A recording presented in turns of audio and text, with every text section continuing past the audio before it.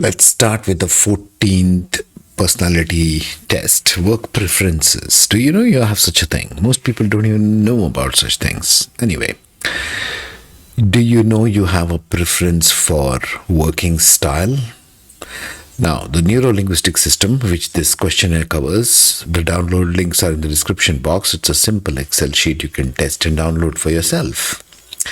Together, proximity or solo. What's your working style, essentially speaking? I think there are just 30 questions over here. Yeah, so it's a short test. Just answer yes in any one of the columns applicable for each question. There are just 3 choices. Yes. So let's talk about this a little bit here. Together, proximity, and solo. What's the difference? These are the 3 basic working styles as per the neuro-linguistic system, which we are testing in this worksheet. And we are going to link it up with astrology and draw it up further. Okay. So let's see.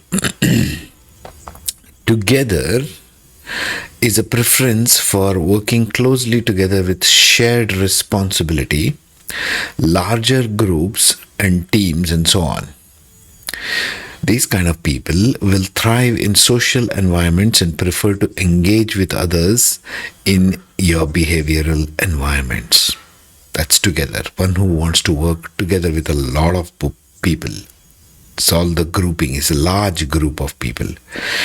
Proximity is a step down. Proximity is a preference for mutual support with individual responsibilities, sort of something in a company environment, right?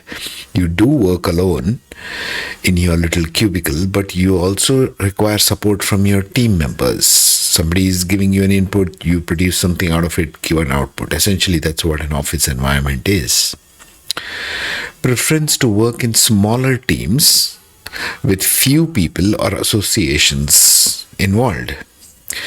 You value social connections but also appreciate some personal space and individual time in your own behavioral environments or creations or work or business. Solo is the last one, which is the ultimate soloist, right? Preference for working alone, sort of a work from home situation. You prefer solitude and independence in your behavioral environments, finding fulfillment in your own company and activities, something like what I'm sitting here doing from my living room. Yes? This is a solo activity. I'm talking to you, I'm giving you an introduction, I'm sort of teaching in a funny way, but I'm doing it alone. There's nobody here with me. See, this is a solo working environment. Now, how this ties into astrology is very interesting. These questions are really very everyday kind of questions. Let's take a simple one. How do you prefer to spend your leisure time? Option are socializing with friends, attending events, or going out in groups. Balancing social activities with quiet time at home or engaging in hobbies with others. Enjoying solitary activities such as reading, gaming, or pursuing personal interests. You can tell this is together, this is proximity, this is solo. Yes?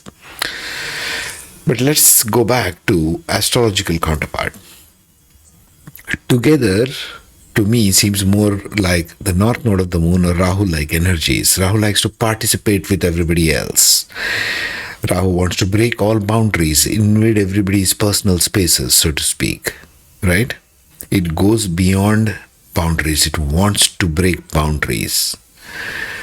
Now, on the other hand, other extreme, Ketu or the south node of the moon is a soloist. It doesn't want to have to do with anybody. It's an empath. It feels too many things of other people.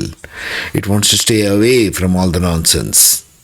Ketu is a soloist in astrological terms, and Rahu would be a together guy. These are 2 extremities. One wants to go out, wherever it is, interact with other people, and participate in group activities, team player. Ketu, on the other hand, is a soloist. He wants to work alone. He's a creator of alone time. He writes poetry, writes books, makes podcasts like this, sitting alone. Ketu. Proximity is somewhat of an individual bridge where it is a combination, I feel, of Venus and Mercury in a chart. Because proximity is somewhat a boundary between Ketu and Rahu. Now, you can interpret this in another way in astrologically also. Because Venus and Mercury both have a glance as planets, which is sideways. Both Mercury and Venus have sideways glance. That means they look at one plus house and one minus house next to them. You see what I'm saying? Both Venus and Mercury.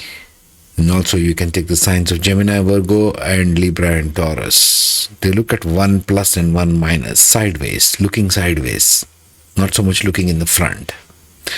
Therefore, speaking psychologically or in this context, you might say that they are more proximity people. They do require their own alone preference, but at the same time, they are also driven to having somebody around, like in an office space, for example.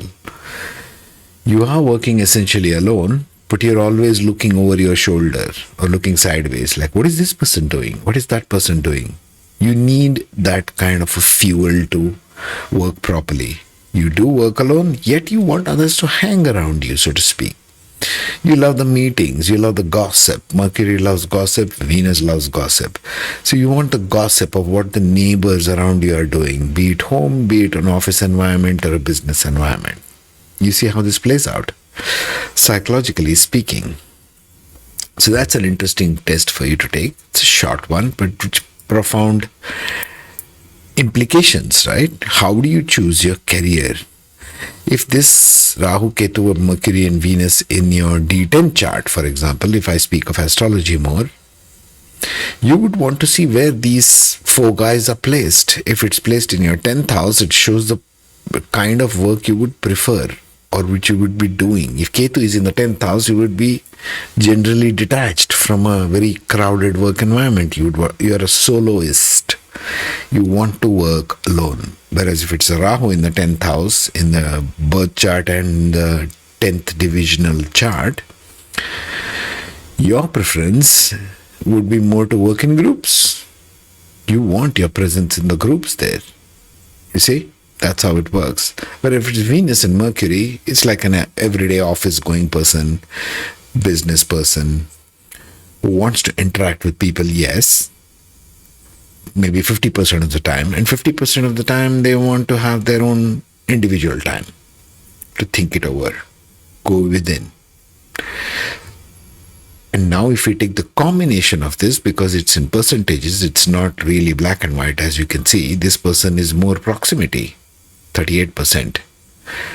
Next comes 34, together person. Least of all, he's a soloist. So he kind of prefers to work together with people. He doesn't like working alone.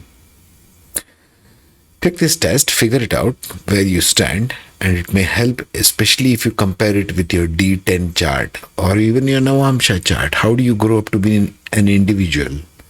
Are you more of a soloist together, or are you a proximity person? I'll see you in the next. Take care, be safe.